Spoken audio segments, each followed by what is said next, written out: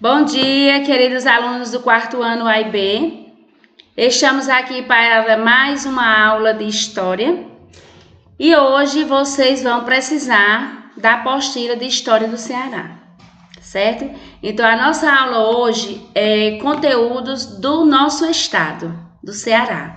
Peguem a apostila de História do Ceará e vamos dar continuidade ao nosso estudo que nós já tínhamos iniciado no primeiro bimestre. Então, hoje nós vamos dar continuidade ao nosso estudo sobre o Ceará. Vocês vão abrir a apostila de vocês na página 10. É uma continuidade de estudos anteriores.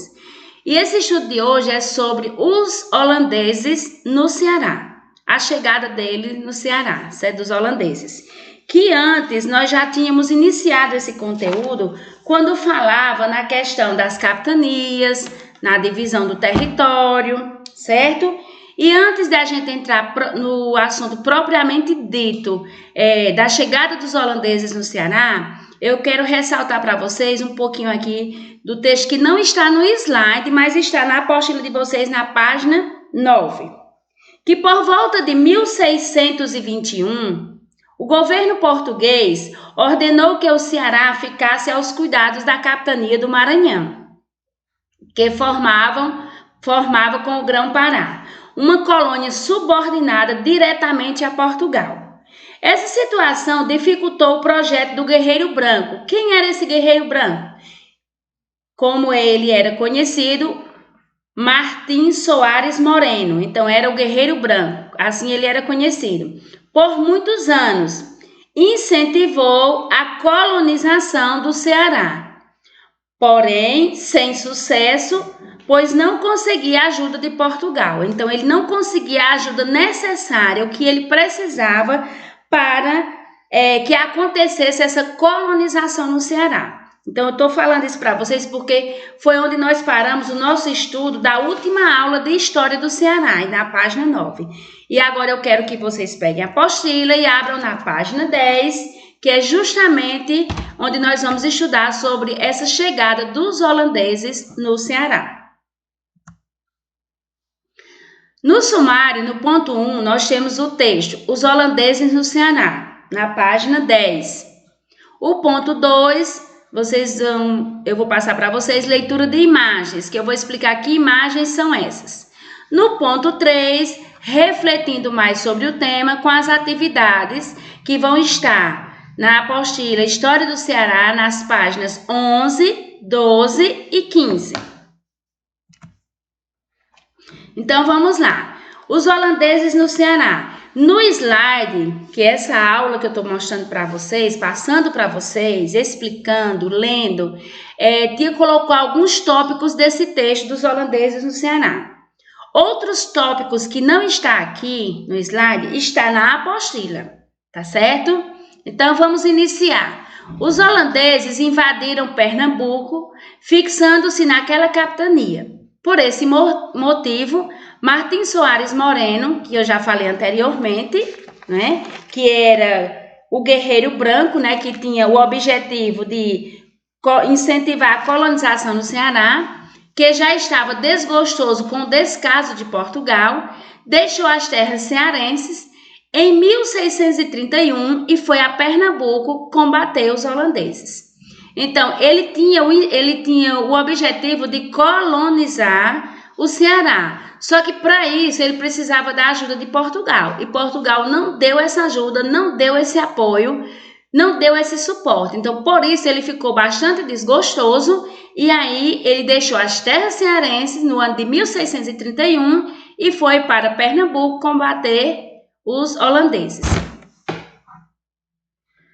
Quando os holandeses aqui chegaram em 1639, com o objetivo de ampliar seus domínios, conquistaram o apoio dos nativos e ocuparam o forte de São Sebastião. Com o passar dos anos, os indígenas se revoltaram com os maus tratos dos holandeses e os expulsaram do Ceará. Então, veja só, o que foi que eles começaram a fazer no Ceará? Já foi maltratando os indígenas, não é? Maltratando, escravizando, e aí Primeiro, eles conquistaram o apoio e aí ocuparam o forte que já tinha sido construído. Depois, com o passar dos anos, eles começaram a realizar os maus tratos, daí os indígenas se revoltaram e expulsaram os holandeses do Ceará. Em 1649, chefiados por Matthias Beck, os holandeses retornaram ao Ceará à procura de minas de ouro e prata. Ou seja, eles já tinham sido expulsados pelos indígenas, mas não se conformaram. Depois de um certo tempo, ou seja, 10 anos depois, porque eles saíram em 1639, mais ou menos, ou um ano após, então mais ou menos entre 9 e 10 anos, eles voltaram já com o apoio, né, de Matthias Beck e retornaram à procura de minas de ouro e prata. Quando eles aqui chegaram, ergueram o forte de Schönenborg, às margens do rio Pajeú. Matthias Beck, que era que estava chefiando o grupo dos holandeses, explorou a Serra do Ibiapaba, abrindo muitos caminhos com essa exploração. Durante o tempo que aqui ficou, escreveu um diário sobre as terras cearenses, que é um importante documento histórico do nosso estado. Então, ele deu apoio aos holandeses, permaneceu, abriu caminhos, ou seja, chefiou, e daí desse período, ele escreveu um diário, ou seja, fez registros sobre as terras do Ceará, sobre as terras cearenses, que se tornou um importante documento histórico do nosso estado. E aí, com a expulsão dos holandeses do Brasil, o comandante foi obrigado a se retirar do Ceará e a retornar a seu lugar de origem. Dando continuidade ao nosso estudo sobre os holandeses no Ceará, vocês podem acompanhar esse tópico aí na página 12. Após a saída dos holandeses do Ceará, os portugueses voltaram a colonizar essas terras. Eles construíram uma capela e mudaram o nome do forte de Schönenborg para Fortaleza de Nossa Senhora da Assunção.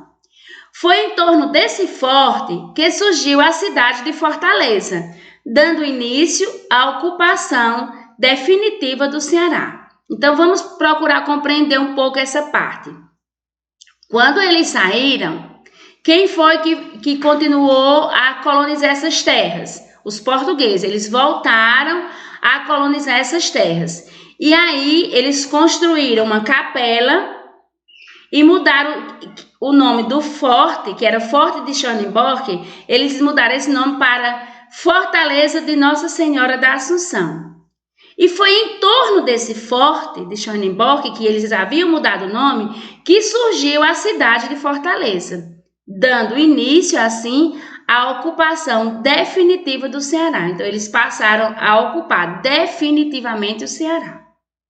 Naquele período, outros núcleos urbanos também estavam se desenvolvendo, como Vila Velha, que é a atual Barra do Ceará, e Aquiraz, que fica localizado junto ao Porto do Iguape. Então, com toda essa ocupação, foi surgindo outros núcleos urbanos, né? E foi se desenvolvendo. E aí, nós temos aqui, nesse nosso conteúdo, o exemplo de Vila Velha, que é hoje a Barra do Ceará, e Aquiraz, localizada junto ao Porto do Iguape, né? Segundo alguns estudiosos, a Vila Velha da Barra do Ceará era habitada por missionários e por muitos indígenas. Missionários povos religiosos, né? Então, a habitação lá era mais pelos missionários e pelos indígenas.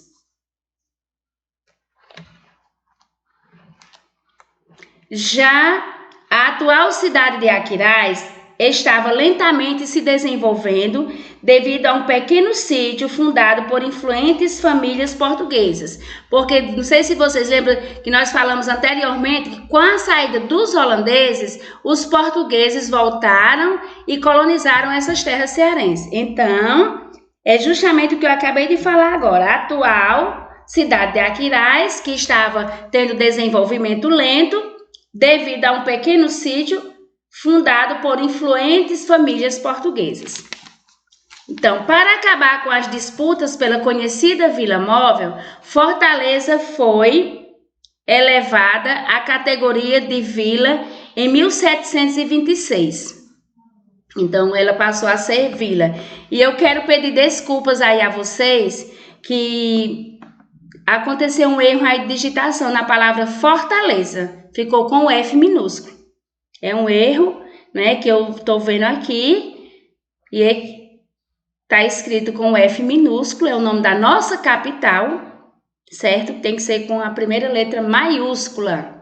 Mas tia tá vendo, certo? Vocês não escrevam assim, foi um erro de digitação, certo? Eu peço desculpas mais uma vez. A palavra Fortaleza deve ser escrita com a primeira letra maiúscula, porque é o nome da capital, nome de capital, certo? Então, para acabar com as disputas pela conhecida Vila Móvel, Fortaleza foi elevada à categoria de vila em 1726. E aqui nós estamos vendo duas imagens. Essas imagens, elas são bem diferentes uma da outra, não são? Pois bem, mas todas duas é de um lugar só. É de Fortaleza.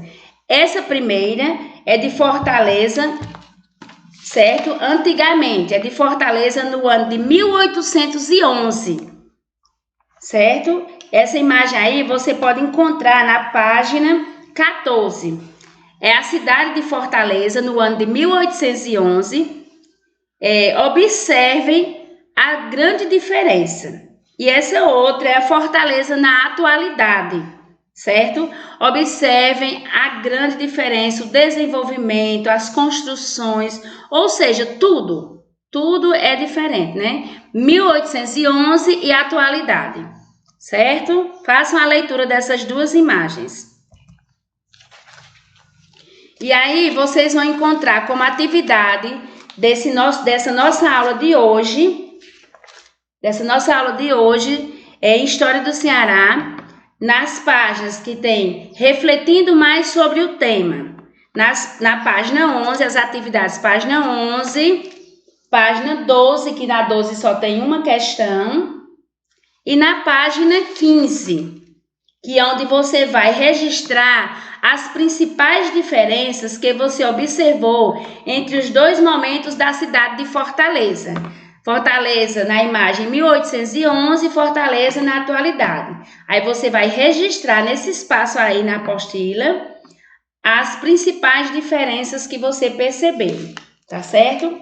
E antes de encerrar nossa aula, eu quero fazer mais um momentozinho de leitura de um pequeno texto que tia não colocou no tópico, aí na página 12. Em 1656, Portugal fez outra mudança administrativa, passando o Ceará aos cuidados de Pernambuco. Para facilitar sua administração sobre o Ceará, as autoridades pernambucanas criaram a vila de São José do Ribamar. Porém, não explicaram em que lugar ela deveria ser instalada, causando assim uma disputa entre os núcleos populacionais de Fortaleza, Aquiraz e Vila Velha da Barra do Ceará. Por muito tempo, a vila foi transferida de um lugar para outro e somente em 1713 Aquiraz conseguiu que ela ali permanecesse. Outro momentozinho de leitura, na página 13. Com o passar dos anos, muitas pessoas se deslocaram para a nova vila, a fim de realizar atividades na criação de gado e no cultivo do algodão. Esse movimento permitiu que Fortaleza prosperasse e em 1823 fosse elevada à condição de cidade, com o nome de Fortaleza de Nova Bragança. Então, esses dois pequenos textos que tia não colocou no slide, da página 12 e 13, vocês podem fazer uma releitura, tá certo? Então, estamos chegando ao final de mais uma aula de História. Hoje, o tempo todo foi sobre História do Ceará, que é o nosso estado, não é? e que vocês tenham boa aula, boas leituras, bom desempenho nas atividades. Realizem as atividades da apostila de História do Ceará, páginas 11, 12 e 15, certo? Tenham todos um bom dia, um beijo e um abraço no coração de cada um de vocês e até a próxima aula, se Deus quiser.